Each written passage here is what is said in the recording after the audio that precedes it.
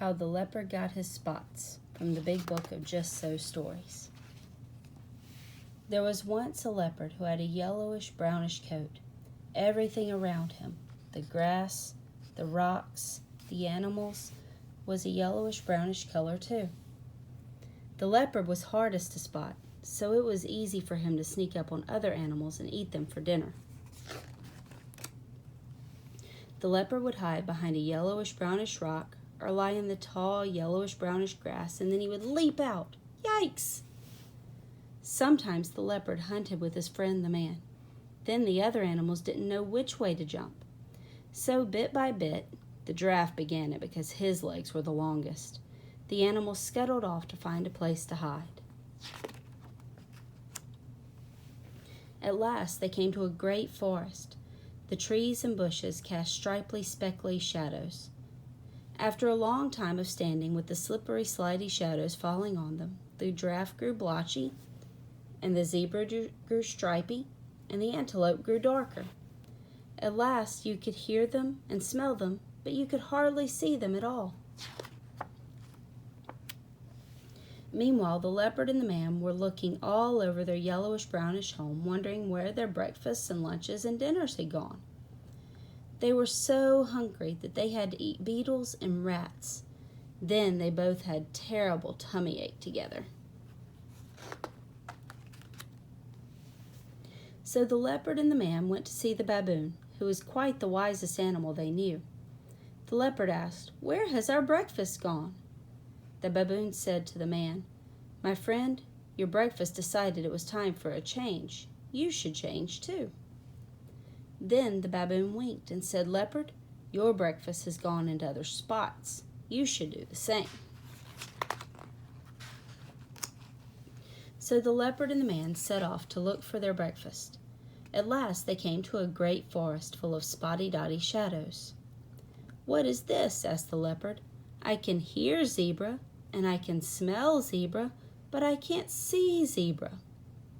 "It's strange," agreed the man. "I can hear giraffe, and I can smell giraffe, but I can't see giraffe." That night the leopard heard something moving in the dark, so he jumped on top of it. It felt like zebra. It smelled like zebra. He heard the man catch something too. They decided to sit on these strange invisible things until morning. In the morning they looked at what they had caught. The man said, "Mine looks like giraffe, but it's covered with brown blotches." Leopard said, "Mine looks like zebra, but it's covered with black stripes." "What have you been doing, zebra? Why is it so hard to find you?"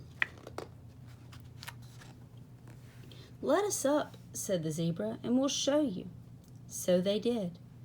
The zebra walked to some bushes where the sunlight fell all stripy. The giraffe walked to some trees where the shadows fell all blotchy. "Now where's your breakfast?"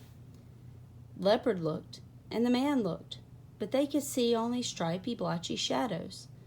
"That's a trick worth learning," said the leopard. "The long and short of it is, we don't match our backgrounds," said the man.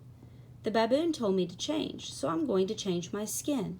So he changed his skin there and then. "What about me?" asked the leopard. "He told you to go into spots," replied the man. "I wouldn't want silly spots like giraffe," said the leopard with a shudder. "Well, you can't stay as you are," said the man. "You stand out in this forest like a bar of soap in a coal pit." So the leopard agreed. "Just don't make them too big, like giraffe." So the man put his fingers close together and pressed them on the leopard's fur. Wherever they touched, they left 5 little marks close together. You can see them today on any leopard skin you like. "Now look at you," said the man. "You can lie on the bare ground and look like a heap of pebbles. You can lie on a branch and look like sunshine through the leaves. You can lie right across a path and look like nothing in particular. Those animals will never see you coming."